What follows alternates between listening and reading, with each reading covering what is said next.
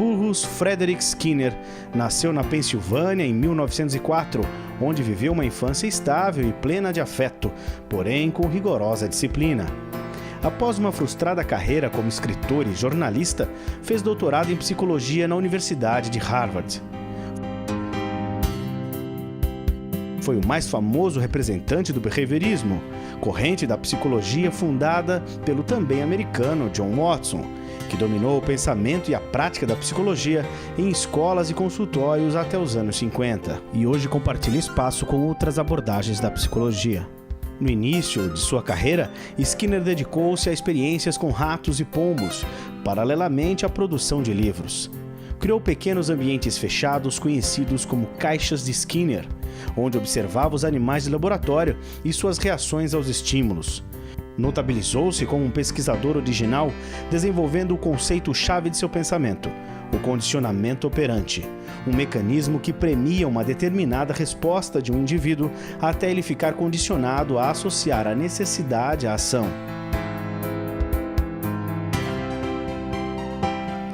Em relação à educação, Skinner pregou a eficiência do reforço positivo, sendo contrário a punições e esquemas repressivos. Skinner rejeitou noções como a do livre-arbítrio e defendeu que todo comportamento é determinado pelo ambiente, embora a relação do indivíduo com o meio seja de interação e não passiva.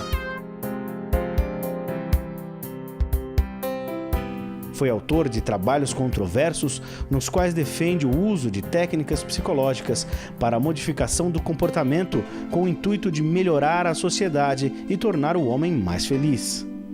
Faleceu em 1990. Ele, na verdade, traz uma concepção de homem, uma concepção de mundo que quase que inverte com a lógica tradicional da psicologia até o momento em que ele se apresenta. Skinner foi um dos 3 pensadores mais citados do século XX, ao lado de Freud e Piaget. Uma das razões pelas quais ele é bastante citado é porque ele foi bastante mal compreendido. Ele foi muito confundido com Watson, e o Watson já teve um grande impacto porque ele propõe um estudo científico do homem. Enquanto o homem era considerado um ser divino, centro do universo, do mundo e da natureza, impossível de ser estudado cientificamente, vem Watson antes de Skinner e propõe, não, vamos tornar o comportamento humano um objeto de estudo científico. E o Skinner pega esse gancho de Watson. E aí ele é erroneamente confundido com Watson. O grande erro de confusão é que o Watson, ao propor esse estudo científico, ele diz o seguinte, olha, só vou estudar o que é observável. Não me interessa mais nada que não seja observável. Então ele reduziu o homem e ele criou a psicologia SR, Watson, estímulo-resposta. Então aquela imagem de que Skinner propõe um modelo de homem autômato que só reage a estímulos do ambiente, só responde ao ambiente, que é a psicologia SR, não é a proposta de Skinner, é a de Watson. Skinner, ao contrário, parte do objetivo de Watson, que é estudar cientificamente o homem, mas concebe um homem como um ser em constante construção da sua história, um ser único que não reage ao mundo, mas age sobre o mundo, modificando o mundo e sendo por ele modificado. Então, o grande erro, a grande rejeição a Skinner, embora ele seja o psicólogo mais citado do século XX, ele é muito mal compreendido, porque as pessoas, no primeiro momento, o identificam com Watson, com psicologia SR, com a psicologia dos ratos, a psicologia do condicionamento respondente. Então, o homem é condicionado, o homem é como um rato, e não leem todo o resto e esquecem de ver a virada de mesa que Skinner faz em relação ao Watson. Ele diz: o homem não é o que o Watson propunha como um ser que reage a estímulos do meio ambiente e só na parte observável. Skinner diz: não. O homem modifica, como eu disse, o mundo é por ele modificado e ele é um ser em constante construção, um ser único. Então ele não reage só ao mundo, ele não é um autômato. E ele produz comportamento, ele se comporta, ele atua, modifica e é pelo mundo modificado. Um dos problemas que a gente tem que reconhecer é que ele começou estudando um ser muito querido chamado rato, né? Muito inferior ao ser humano. Mas por quê? Porque ele tinha uma preocupação, e aí, tal como Watson, de fazer um estudo científico do homem, né? E para isso ele usou o raciocínio da analogia.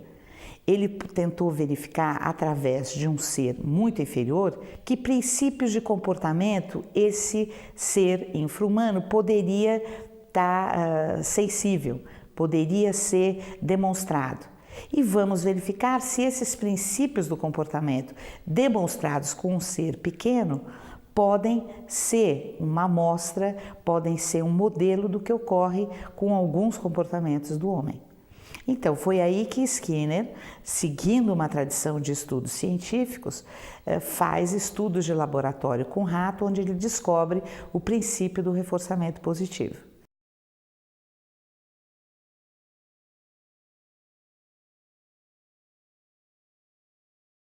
Um princípio que é importante ser bem entendido e bem explicado, que é aplicável sim não só ao homem, mas a qualquer ser vivente no planeta Terra. Ou seja, nós somos, enquanto seres vivos, sensíveis ao reforçamento. O que quer dizer isso? Nós somos sensíveis às consequências do nosso comportamento. A gente atua, a gente age, e a depender do que ocorre depois da nossa ação, nós voltaremos a agir da forma como fizemos ou não. Então, de onde Skinner tirou isso? Obviamente não foi do rato. Obviamente ele já tinha várias ideias, né, concebidas sobre o homem, só que ele vai e estuda cientificamente e demonstra inúmeros princípios. Isso durante 20 a 30 anos. E aí as pesquisas com seres humanos começaram na carona, né, dessa lógica de estudar cientificamente, e os princípios de reforçamento positivo e inúmeros outros foram igualmente demonstrados com o homem. Aí as pessoas acostumadas com a tradição judaico-cristã se sentem ofendidas, né, porque é uma perspectiva darwinista, né, uma perspectiva de que eu, ser humano, sou de alguma forma continuidade de outros seres inferiores. Então aí houve uma rejeição quase que religiosa ao behaviorismo, né? Porque eu não posso ser comparada a um bicho muito inferior, eu sou divino. E aí Skinner desmistifica isso, né? Ele diz, olha, eu não estou querendo dizer que o ser humano é um rato, muito pelo contrário, o ser humano tem uma complexidade ímpar, ele reitera isso inúmeras vezes, o ser humano é único em constante construção da sua história. Ele tem um livro que é o favorito dele, que é um livro sobre linguagem, que ele chama-se Comportamento Verbal, onde ele diz que este comportamento é eminentemente humano, né? E aí ele vai discorrer sobre toda a complexidade, ele percorre a literatura, percorre o humor, percorre todas as complexidades da nossa linguagem, né? As complexidades do escrever, do ler, né? Do comentar, do romancear, e isso você não encontra em nenhum outro ser, a não ser o homem, né? Skinner morreu em 1989, né? Ele publicou sua última obra chamada Questões Recentes do Behaviorismo, onde ele fala de utopia, onde ele fala de amor, onde ele fala de mitologia grega, né? Então, uma obra de um homem, né, que começa em 38 com ratos e termina com linguagem, com amor, com utopia, né, não pode ser reduzida ao que ele publicou em 38. Ao fazer os estudos iniciais, é que é uma diferença de quantidade e não de qualidade, no sentido de que nós não somos um ser alienígena e que tem princípios de comportamento radicalmente diferentes a outros seres. Nós somos sensíveis ao reforçamento positivo, nós somos seres que se adaptam à sua comunidade, ou seja, nós temos uma preocupação com a sobrevivência e por aí vai, né?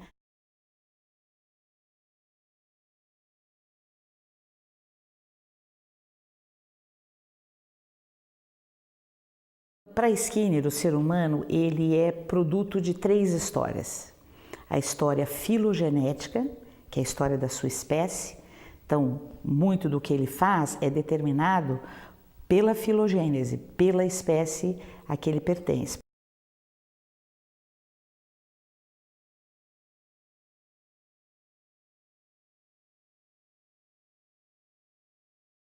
ontogenética, que é a história de vida individual de cada um,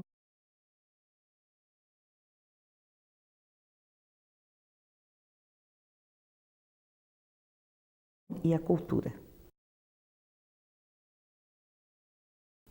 Então são os 3 determinantes. Então ninguém pode acusar Skinner de ser reducionista, porque ele está o tempo inteiro falando para a gente que nós somos um ser complexo, que aquilo que a gente faz hoje é determinado pela nossa filogênese, o que nós somos enquanto espécie. Eu sou incapaz de voar, por exemplo. Por mais que o meu educador, o meu professor me ensine a voar literalmente ou subjetivamente, jamais terei asas, porque eu não sou uma ave. A ontogênese, que é como eu construo a minha vida, as minhas relações com meu pai, com a minha mãe, as minhas relações com os meus professores, as relações com os meus amiguinhos da infância, a minha ontogênese e a cultura. A cultura envolve as práticas culturais que são transmitidas através do comportamento verbal ou linguagem. A partir dessa concepção, Skinner tenta explicar como essas histórias são construídas. Aí ele cria o modelo de seleção pelas consequências. Aí começam os primeiros princípios. Ele diz o seguinte: o que nós fazemos é selecionado pelas consequências da nossa ação. E aí, como ele quis mostrar isso? Ele começa nos estudos de laboratório, depois isso é evoluído dentro do behaviorismo para estudos com crianças com atrasos de desenvolvimento, com adultos normais, enfim, com todas as dimensões, com todos os grupos étnicos, etários e de deficiências. O grande princípio descoberto, primeiro, do reforçamento positivo, o que é uma consequência específica que aumenta a probabilidade futura da ação que a precedeu. Então, por exemplo, se você pede água para alguém, esta pessoa lhe dá água e você estava privada de água, toma esta água, mata a sua sede, você tenderá no futuro a pedir água de novo para alguém da sua cultura, porque o seu comportamento foi reforçado positivamente, ou seja, ele teve uma consequência que lhe foi de alguma forma agradável, que atendeu às suas necessidades orgânicas, neste caso do exemplo que eu estou te dando, e isto aumenta a probabilidade futura de que você assim se comporte. Então aqui tem um aspecto importante, que nem tudo que é reforçador positivo é prazeroso. Você pode, por exemplo, trabalhar feito um louco para receber o seu salário no final do mês, ainda que o seu trabalho seja desagradável. A ciência de Skinner, que é chamada ciência do comportamento humano, ela se propõe a mostrar o que ocorre. Não necessariamente, não necessariamente tem um cunho ideológico neste ocorrer. Então, ele é, obviamente, Skinner é um defensor dos princípios de reforçamento positivo versus os da punição. Os de punição, a gente descobriu que é um tipo de consequência, as consequências punitivas, né, que a gente chama consequências aversivas, que essas decrescem a probabilidade futura da resposta que antecedeu.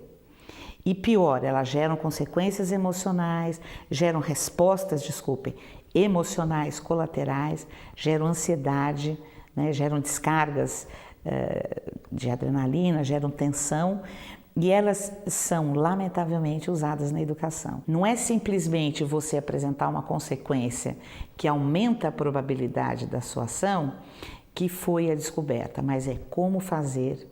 O que é reforçador positivo para um pode não ser para outro.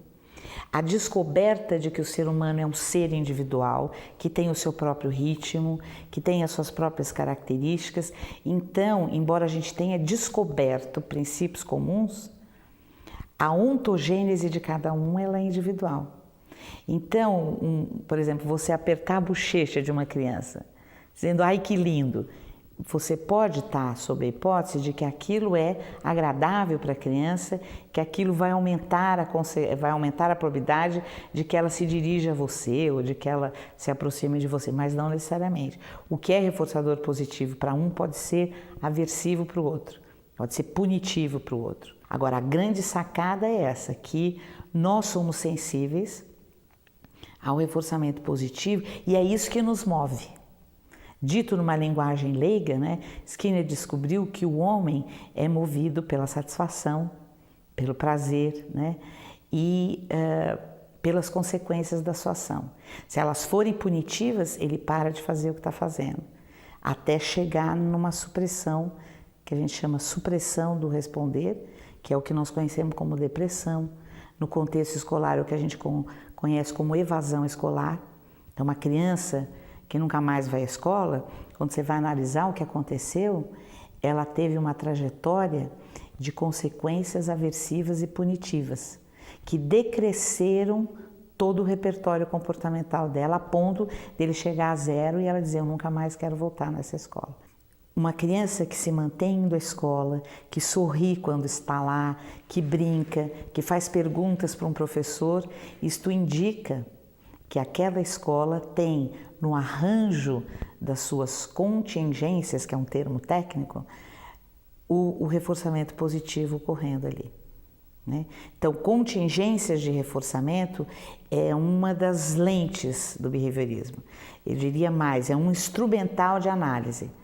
O behaviorista skinneriano, ao contrário de Watson, ele não olha só para os estímulos e para a resposta.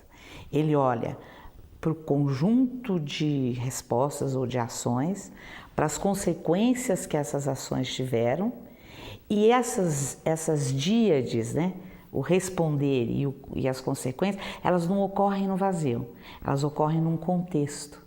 Então, o behaviorista skinneriano, ele olha para o contexto, que são os estímulos antecedentes, para o responder, que é um termo técnico, mas são as ações, né? E para as consequências dessas ações. É o que a gente chama de contingências tríplices. Então, sempre o analista de comportamento, que é um nome moderno e atual, né, para os behavioristas skinnerianos, ele sempre olha para o mundo a partir desta lente, né, das contingências de reforçamento, né?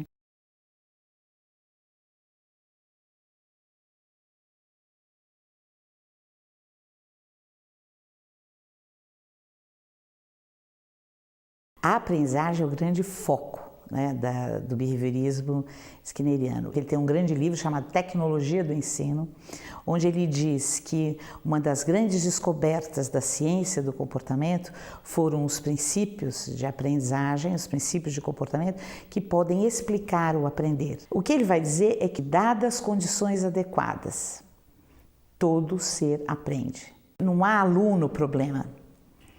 Não há professor problema, há uma relação professor-aluno, há uma relação entre as condições de ensino, as características do aluno e as consequências arranjadas para esse ensino que estão inadequadas, que são problemáticas. Então, o objeto de estudo de Skinner é relacional. Então, ele vai dizer que o aprender não é o aprender do aluno, é um aprender que está relacionado com as condições de ensino e com o manejo de contingências. Ele define que ensinar é arranjar contingências de reforçamento. Então, o que ele vai dizer? Ele vai dizer que um ser, né, para que ele aprenda a ler, por exemplo, ele vai precisar de condições contextuais, que são as condições facilitadoras para que este ler ocorra e possa ser reforçado positivamente, possa ser incentivado, possa ter consequências naturais. Então, aqui tem um detalhe importantíssimo, que não é um detalhe, é importância, né?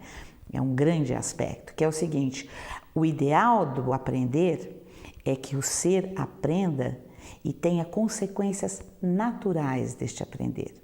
Então, quando eu recito uma poesia, né, eu aprendi a ler, por exemplo, já sou um alfabetizado, leio uma poesia e tenho um imenso prazer e leio aquela poesia em voz alta e imagino as coisas que eu estou lendo, a gente diz que este ser está emitindo, né, tem uma habilidade, né, cuja consequência é natural. É o prazer da informação, é o prazer de se ouvir, né, são as relações entre as palavras, as relações com as histórias da sua vida, é o que se chama de consequências naturais. E o ideal da educação é que você ensine habilidades cujas consequências sejam naturais, porque a hora em que as consequências naturais ocorrerem e forem positivas, elas se encarregarão de naturalmente manter aquele comportamento. E como que o professor faz isso? Então essa é a grande contribuição. Ele faz, né, como professor, propicia condições facilitadoras para o aprender, né, fornecendo, né, arranjos de ensino. Então, uma das descobertas de Skinner foi a modelagem. A modelagem, o que é? São aproximações sucessivas ao comportamento final desejado. Muito bem, eu quero que uma criança leia uma poesia, né, de Carlos Drummond de Andrade, sem silabar, com compreensão e com prazer. Esse é o meu objetivo final. Mas para que eu comece isso, né, o que é que eu preciso fazer? Então, arranjar os estímulos, que são os códigos arbitrários da língua, as letras, as sílabas, as sentenças, as frases, de um modo gradual, para que diante de cada etapa o responder possa ocorrer sem grandes dificuldades, porque tem pesquisas mostrando na nossa área que o aprendizado pelo ensaio e erro é extremamente aversivo.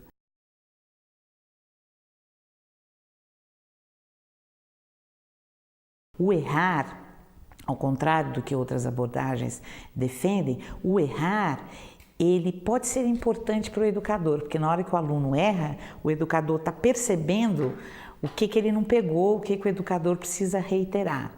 Mas para o aluno, para o aprendiz, o errar é extremamente punitivo, é extremamente aversivo.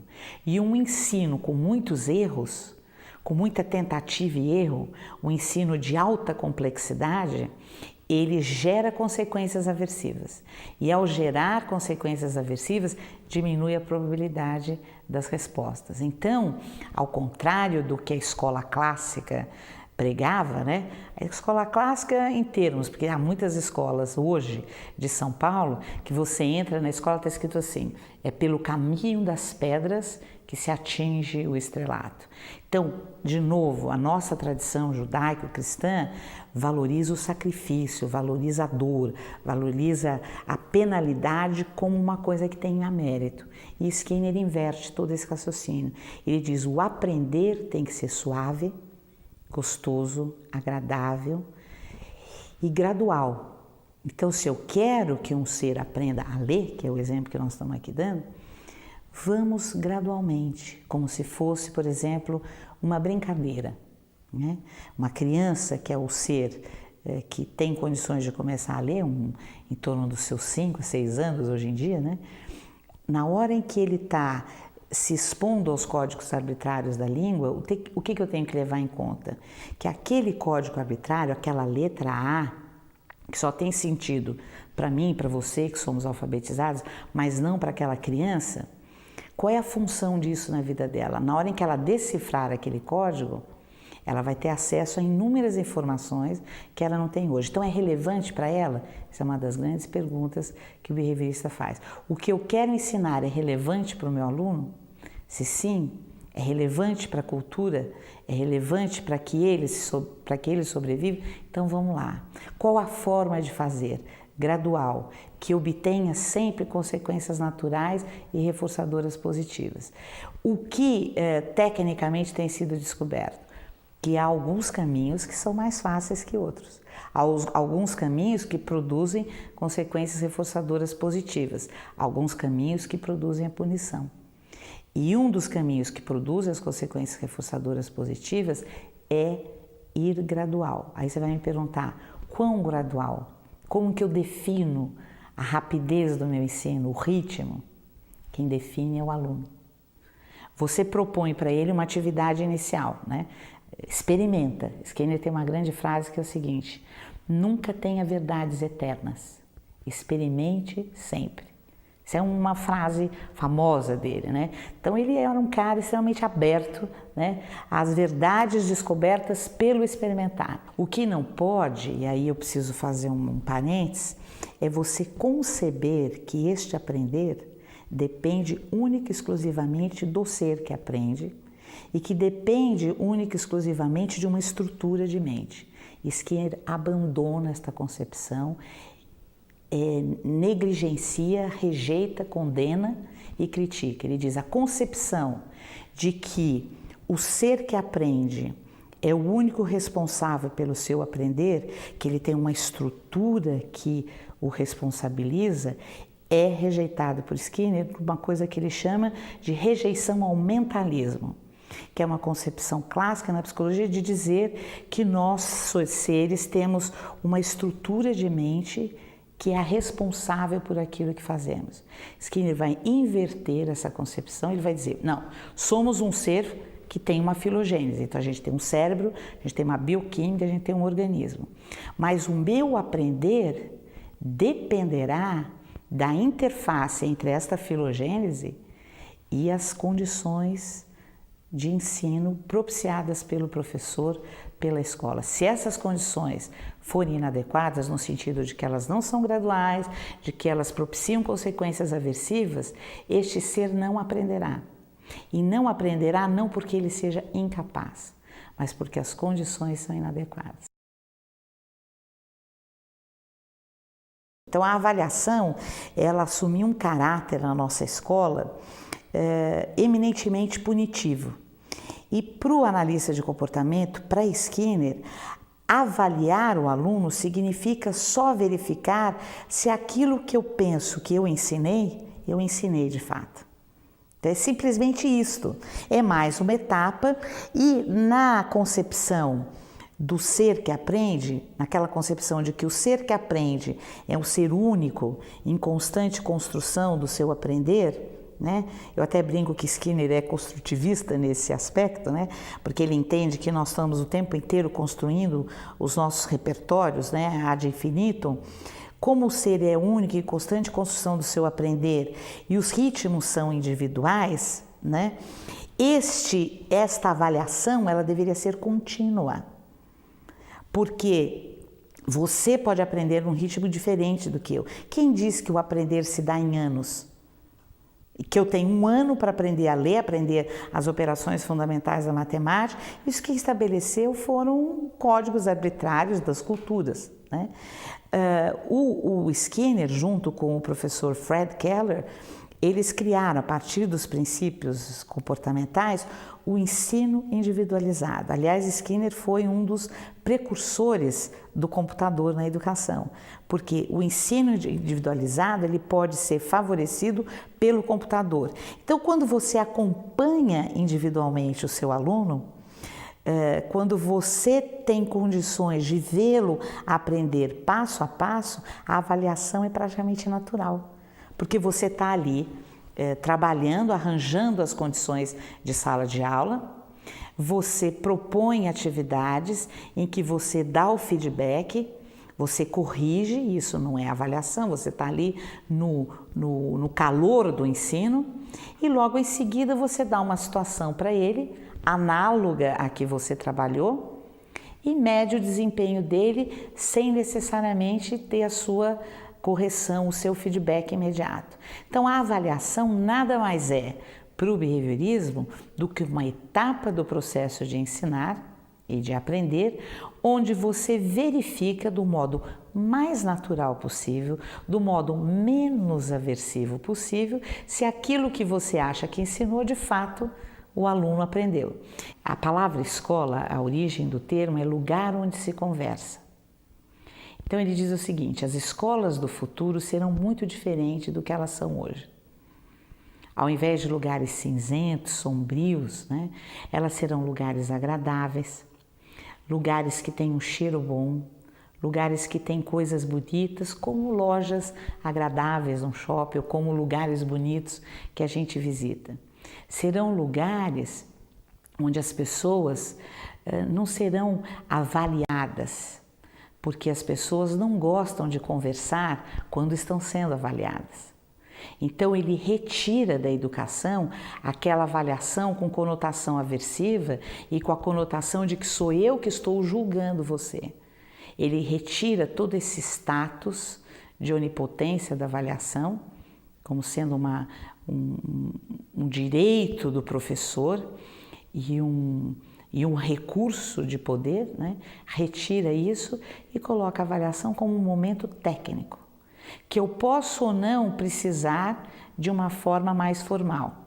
Se eu tiver uma condição de ensino e uma infraestrutura onde eu possa acompanhar o meu aluno individualmente, seja com a ajuda de monitores, seja com a ajuda de computadores, a avaliação será um momento natural onde a diferença entre ela e o ensino é simplesmente a diferença da minha presença como professor, corrigindo e dando um feedback imediato. A avaliação é um momento onde o aluno se comporta sozinho, sem o meu feedback imediato, né? O meu feedback vai ser depois para dizer para ele, olha, você acertou, você errou. Enquanto eu estou ensinando, né, a cada comportamento dele, eu digo, olha, não é assim, é desta forma, então eu estou corrigindo e modelando. A avaliação é o momento onde eu retiro isso para testar como ele é sozinho, né? É só isso, é mais uma etapa, né? Na questão da avaliação, essa retirada do aspecto punitivo é porque a punição gera respostas emocionais colaterais extremamente malévolas ao homem, né? A resposta de ansiedade, de apreensão, de fobia, de pânico, que são incompatíveis com o aprender. O aprender tem que ser numa atmosfera extremamente agradável, como esse estúdio que a gente está aqui agora, gostoso, cheio de plantas, cheiro gostosos, atividades envolventes, né? Então, a avaliação, ela perde na análise do comportamento aquele caráter ideológico de poder e o professor, ao avaliar, ele avalia o todo. Então, se ele perceber, por exemplo, né, nós temos um problema quando a gente diz isso, né, que a gente não avalia só o observável. O problema que a gente tem é como eu vou medir, qual é o meu acesso. Como professor, diante de 20 alunos, de 30, de 40, é difícil eu perceber, por exemplo, que o meu aluno, o Alfredo, por exemplo, os pais se separaram ontem e ele estava chorando durante a avaliação. Se eu tenho menos alunos e se eu acompanho e vejo que o Alfredo era sempre sorridente e que justamente no dia em que eu ponho ele numa situação de teste, eu vejo ele tenso, choroso, e na hora em que eu vou perguntar, ou na hora em que eu tenho outros dados, eu percebo que ele está num momento de crise, obviamente eu levo em conta todos esses aspectos que eu tive algum recurso observável, né? Eu tive as 2 lágrimas caindo, eu tive algumas dicas de tensão dele, então a gente sempre precisa do observável. Mas o analista de comportamento não se atém a ele. Ele estuda o que a gente chama de eventos encobertos, que são os pensamentos, as próprias emoções que ocorrem juntos. Então, o analista de comportamento está sempre atento. Um analista pergunta para um aprendiz, você errou essa questão, não errou? A gente viu, eu avaliei. O que você pensou quando você respondeu isso? Então, onde ele está indo agora, o behaviorista? Ele está indo para um evento interno, que é pensamento. E isso importa para o analista de comportamento, importa para o behaviorista skinneriano, sim. E essa é um grande escândalo quando as pessoas sabem. O educador, ele desconhece isso de modo geral. Ele fala, não, Skinner só estuda o observável. E o ser humano é muito mais do que o observável. Eu quero estudar esse ser complexo. E ele acha que Skinner não se propõe a isso. Um bom analista de comportamento, quando ele vai avaliar um aluno, ele diz o seguinte para um educador, tente buscar a maior amostra de repertórios comportamentais que você puder. Não pegue só o escrito, pegue o oral, não pegue só o escrito oral, mas pegue as tarefas que ele faz, não pegue só as tarefas, mas pegue como dado os comportamentos de estudar em casa, os materiais que ele traz para a aula, né? as ideias, as concepções, as escritas espontâneas, porque a escola ela é muito verbal, né? Ela só mede a escrita e a fala, né? Você tem inúmeras outras formas de medir um conhecimento, né? Pelo desenho, né? Pela criação de um texto espontâneo e por aí vai. Então eu acho que basicamente há uma virada de mesa, né? Onde a gente pode dizer que Skinner é extremamente pós-moderno na sua concepção de ensino, né? Ele foi um grande progressista, né? Eu diria que ele foi um sábio 30 anos à frente do tempo da gente, né?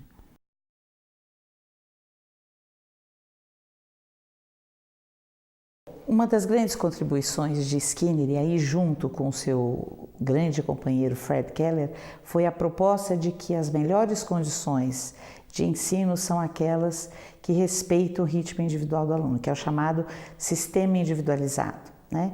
Esse sistema ele tem algumas características que são, eu ver, importantes porque são coadunantes com todos os princípios skinnerianos. Primeiro, a questão de que cada aluno tem o seu aprendizado no seu próprio ritmo.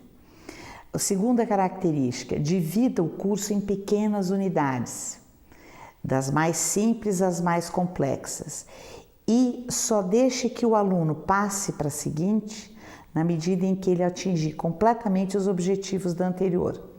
Então é uma perspectiva de que o objetivo do meu ensino é o 100%.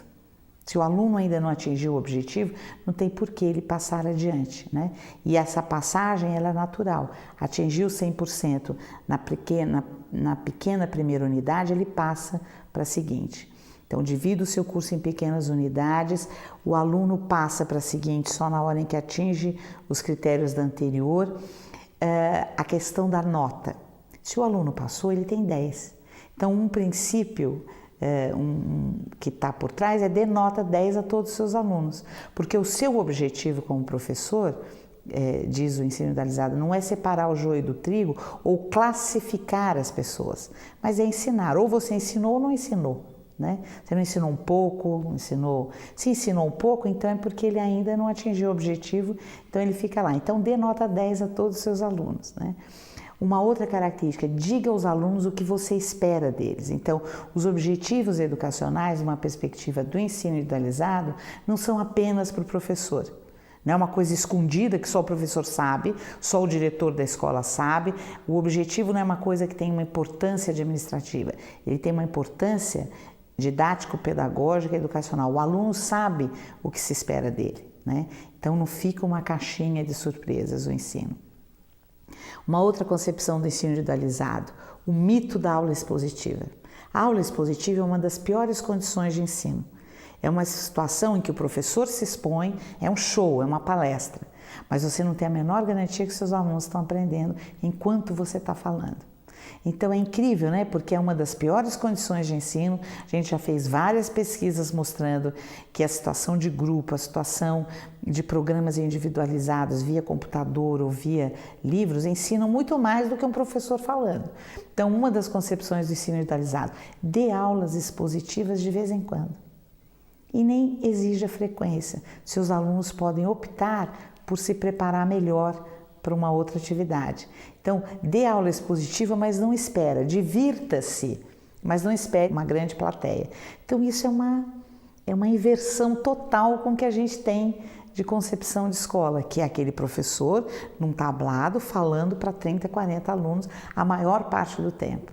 Na concepção de ensino individualizado, o aluno trabalha a maior parte do tempo num material cuidadosamente planejado por um professor que gastou inúmeras horas programando aquilo. Ao contrário daquele professor que rapidamente prepara o seu roteirinho, vai lá dar um show de 50 minutos, né? E o aluno depois tem que se virar sozinho para estudar para a prova. Então é uma inversão total, né? Uma inversão baseada no quê? Nas descobertas dos princípios. Sabe-se que se aprende melhor quando eu faço, quando eu penso, quando eu escrevo, quando eu discuto, quando eu falo, quando eu vejo, quando eu manipulo, quando eu faço, do que quando eu ouço simplesmente, né? Então, no ensino individualizado, as aulas expositivas são raras, mas a gente sabe que o aluno gosta de ouvir o professor. A gente sabe que ele precisa desse momento. O professor é um maestro. Então, uma outra característica do ensino individualizado: esteja sempre disponível, sempre, em todos os dias das suas aulas, esteja ali. Você e seus monitores, porque eles podem precisar de você. Então, o ensino individualizado, ele requer um material escrito, planejado. Ele requer situações de aplicação, requer situações planejadas com muito cuidado. E não dispensa a presença do professor, porque o ser humano é um ser social e ele gosta de aprender ao lado do outro. E gosta de aprender ao lado daquele que está preparado para ensinar, né? Então, esse ensino individualizado, ele foi criado na década de 70, né, baseado nos princípios. Ele teve um boom, foi aplicado no mundo todo. Hoje no Brasil a gente tem algumas universidades revivendo, a gente tem algumas adaptações desse ensino no ensino à distância. Os computadores são os grandes aliados da viabilidade deste ensino. Mas há um grande perigo, né? Há o perigo de isso ser entendido como professor não precisa mais, professor não tem mais o seu emprego, basta o aluno e uma tela de computador. Não é isto, né? O ensino individualizado, eu acabei de dizer, o professor tem que estar presente sempre. Para Skinner, né, a escola ideal é aquela em que o aluno é atraído por ela, não por receio e medo de ficar longe dela, mas porque nela ele encontra as mais fortes razões para se manter aprendendo, mesmo depois da escola.